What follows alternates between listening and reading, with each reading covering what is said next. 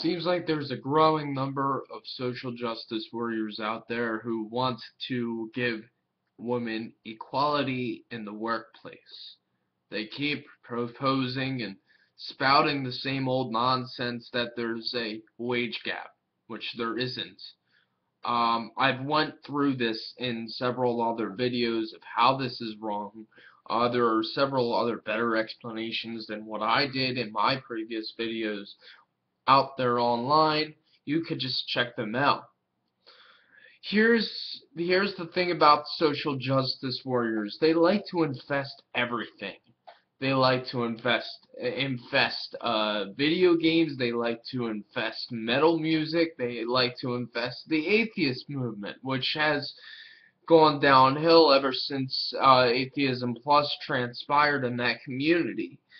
It seems like even the people in the atheist movement that aren't part of Atheism Plus have gone down the rabbit hole of unscrupulous bullshit. With the idea that science must be treated as a religion instead of being treated as actual science. Something that is taken off of authority instead of something that is taken off of investigation. But I'm not going to be talking about scientism in my video right now. I'm going to be talking about social justice and the economy. I guess that's what I'll name my video, Social Justice and the Economy. See, social justice warriors like to spout off the wage gap myth.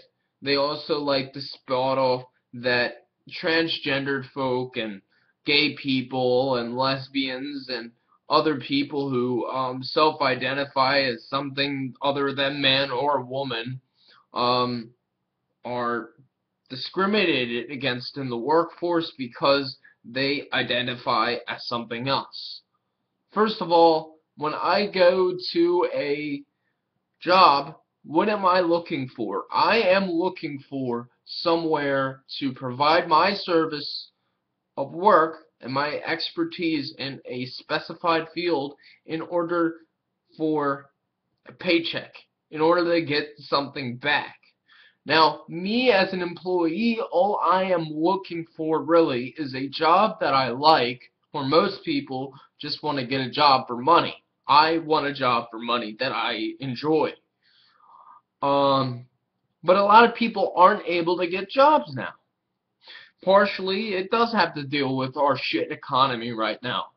The government is intervening way too much in the economy, and it is using regulatory capture to destroy any remnants of the free market, of which is not in a line with the corporations who own the government. Because as anyone who looks into this just a little bit would know, the government is not the government. The government is a corporation. It looks out for its own interests and will give with one hand and then slap you with another. And the social justice warriors want it so that everyone is not discriminated against in the economy.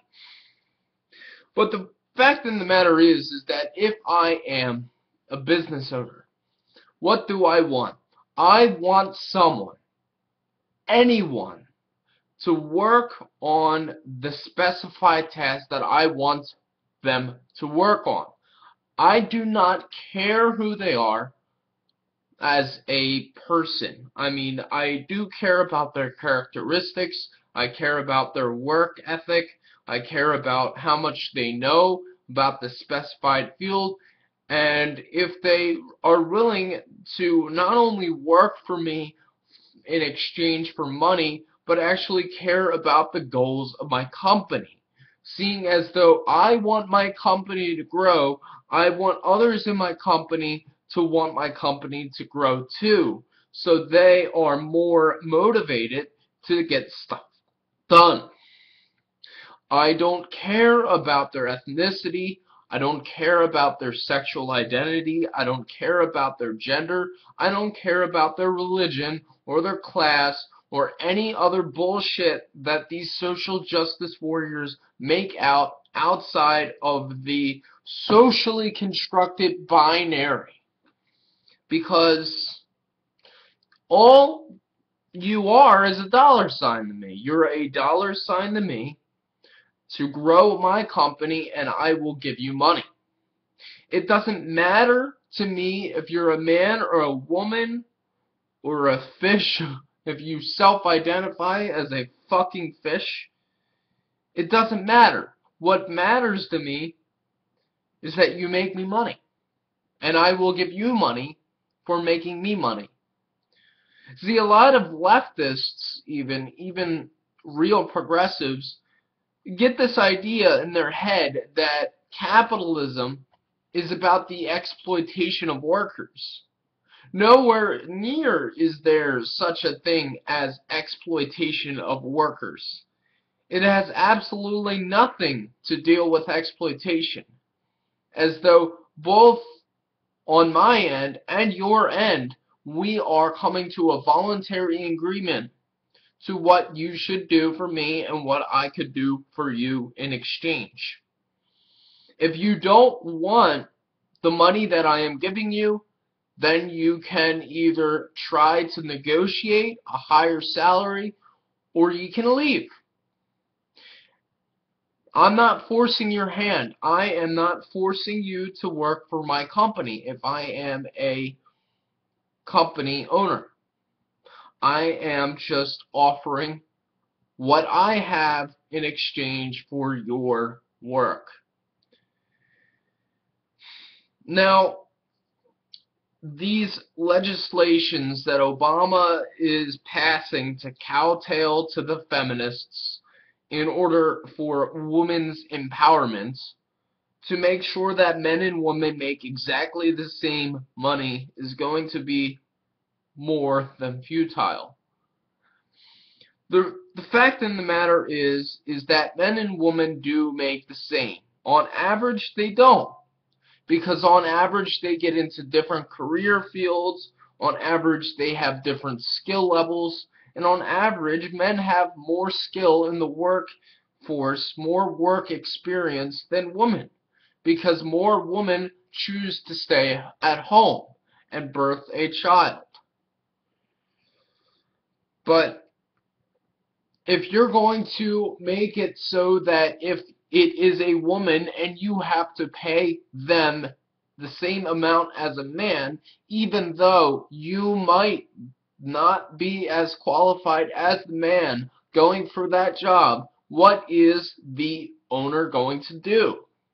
The owner is going to seek out people who will work the same money as what they want to give out. So if it seems like the man will take less, then guess what? If this legislation is passed and if they are forced through the state to give the woman as much money as a man who has more experience, that business owner will veer away from hiring women, or only hire women who have more experience or the same amount of experience as a man in order to hire them on.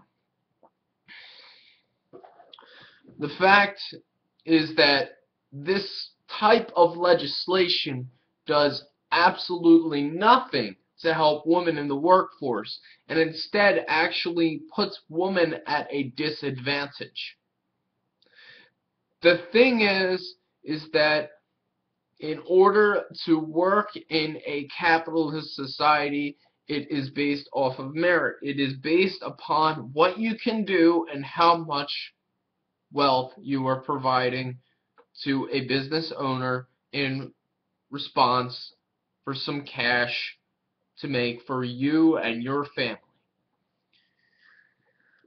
Then we get off to minimum wage and minimum wage laws, and minimum wage laws are just another way for the government to intervene and make it harder for people to get first a job.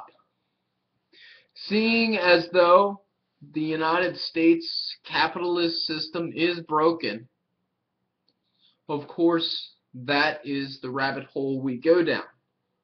But the market doesn't work by raising minimum wage. The market works not on an inflationary centralized bank economy, which we are now. The market works on a deflationary market.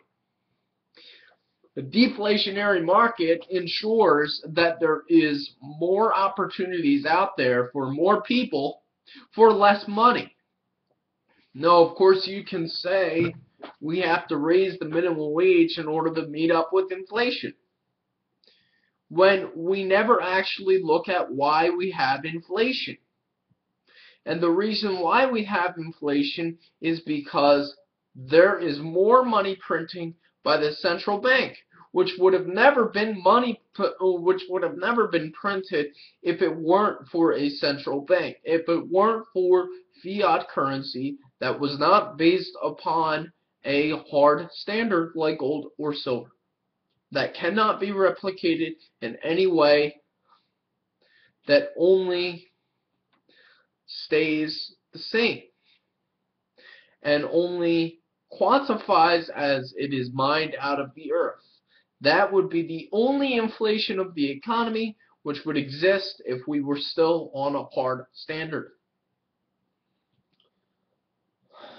But social justice warriors, meaning pseudo-progressives and those on the progressive left, are bleeding hearts who simply do not understand economics. If they understood economics, I believe as though they would be libertarians. As though at least most real leftists are against the war, so are libertarians. The only thing where we differ is on economics and on welfare. Economics, if you study it, you'll understand the reason why there is a dependent class is because of the state making it almost nearly impossible for even inner city black folks or inner city people in the first place to get a job. Has nothing to deal with black people, has nothing to deal with race. It has to deal with the opportunities that are given to people. And because certain people have less merit, have less experience than other people because of their education or otherwise, it means that certain people are going to need a lower price to work for. And once they have that lower price, they will be able to work themselves up. But because the economy has made it so that we are on an inflationary model instead of a deflationary model, that means if you are poor, it is more susceptible that you might just remain on welfare. So, I'm not against welfare in general. What I'm against is creating a dependent underclass of people who are on welfare. It does nothing for the economy. It does nothing for the person on welfare. It just puts them in a state of dependence. And as Jesus Christ would say, for the Christian people out there that are watching this video, I'm an atheist myself, but for the Christian people out there watching this video, give a man a fish, he'll eat for a day. Teach a man a fish, he'll eat for a lifetime. That's what we want to do. But with welfare, we're giving him a fish, and we're constantly burning nets in front of his eyes, or her eyes. That's not what we do. That's not the way to go about this. Anyway, this has been Lapse of Apathy. Injecting truth directly into your eyeball. Shall see you soon. Goodbye.